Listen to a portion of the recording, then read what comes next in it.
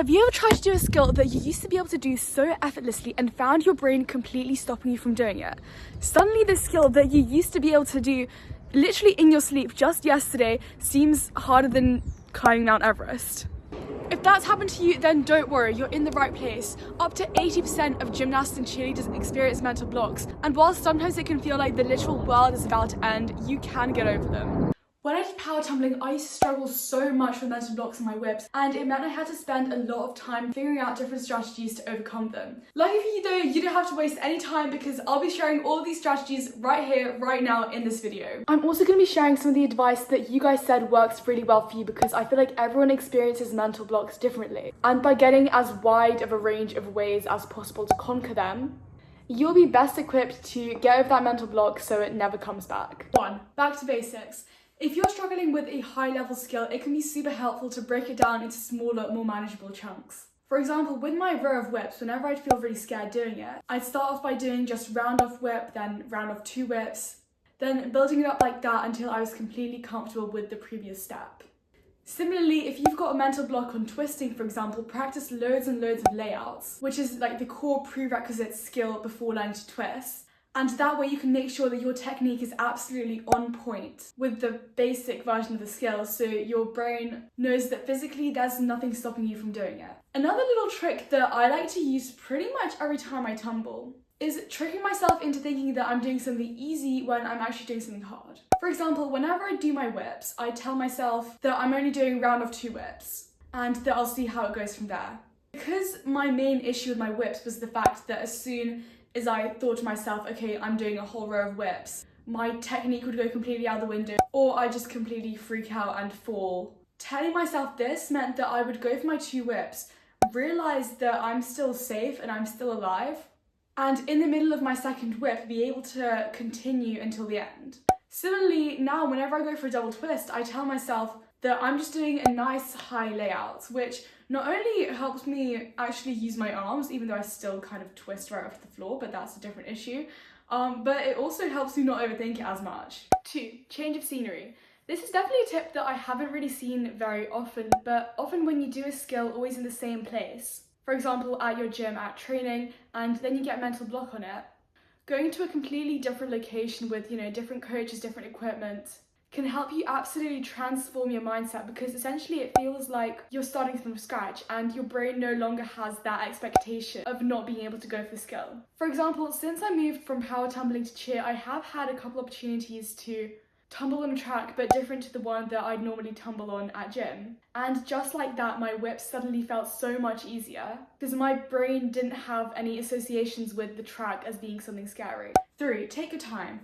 A really common thing that you might be doing is going for a skill once and then if you don't do it, going for the second one right away. Thinking that the more times you try it, the easier it will be to get over your mental block. This can actually raise your anxiety over the skill even more because you're pressuring yourself to do it when you're just not ready. Instead, take your time, try and be patient with yourself, and have regular drink breaks in between attempts to keep your nerves at a minimum and set up a nice, calm environment for you to do the skill. If you're struggling with tumbles in the routine, then this can be a bit tricky because you can't just stop in the middle of a fill out and be like, wait a sec, I need to take my time with this.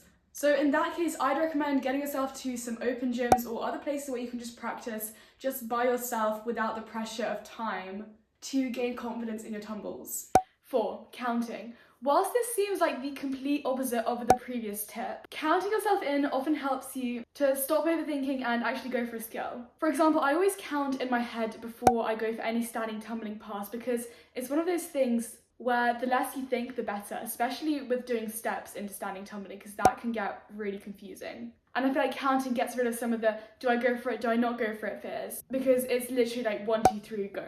Also, because you're using part of your brain capacity to think about the numbers, you have less brain cells to use for the worrying and overthinking, which is always another positive. 5. Visualization. If you have a mental block on a skill, it doesn't mean that when you picture yourself doing it in your mind, you have to include the mental block part. Visualization is great because you can create an imaginary world in which you don't have a mental block. And in that world, you do this skill perfectly and with absolute confidence every single time. Sometimes this can be really hard, especially if you haven't done the skill without your mental block for a really long time. In which case, what sometimes helps me is to watch somebody else do it, either in person or find a video online, and pretend that you are them. And that you can do it just as effortlessly, because by doing that, you're setting yourself up for success. 6, take a break. I like to think that tumbling skills, just like people, get tired as well.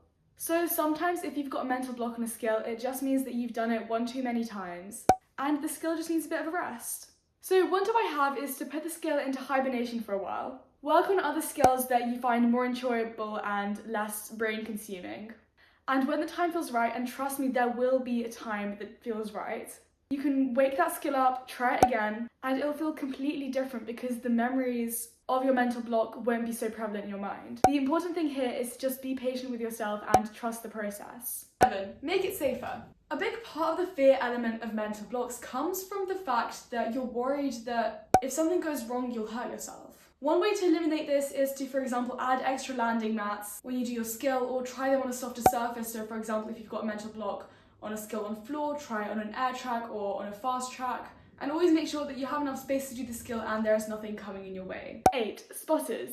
This can honestly be the one thing that helps you get over your mental block. Sometimes just having someone stand there, even if they're not physically doing anything, cuts your worries down by half, because you no longer need to think about what happens if you fall because the answer's right there, your spotter will just catch you. Sometimes it can be helpful to have the spotter interfere a little bit more and actually lift you up and physically help you do the skill. But it's really important to communicate what you're looking from them and how you think they can help. Which also brings me on to the next tip. 9, open up. With any struggle that you're going through, it always seems less challenging if you talk about it with someone else, because they can support you, give you some advice, or just generally make you realize that even with your mental block, you're still an amazing person and your mental block does not define you. It's so important to talk to your coaches if there's a skill or tumble that's causing you problems, to give them the space to be more patient with you, and also come up with some ways to help you.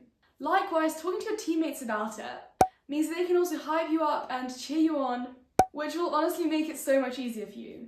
10, positive affirmations. Finally, even the most supportive and positive environment won't help you get over your mental block unless you support and encourage yourself. What you tell yourself before you tumble will realize itself whilst you tumble. So try and come up with some positive affirmations like, I've done this before, I can do it again, or this seems scary but I can get through this, or any of these ones on the screen right now. Feel free to screenshot this and use it when you go to training. I really hope these tips helped you guys get over your mental blocks. Remember, mental blocks can be tough, but you are tougher. And it takes time and patience to overcome them, but with the right mindset, you can do anything. If you want any more tips or you need any help with anything else, then feel free to email me. My email is attached to my Instagram and you can also find it right here. And also, if you want to see more tumbling, fitness and cheerleading videos, then feel free to subscribe to my channel down below. And you can also follow me on Instagram and TikTok for more tumbling sort of videos and just random clips from my day-to-day life. And yeah, I hope you guys enjoy this video and I'll see you in my next video. Bye!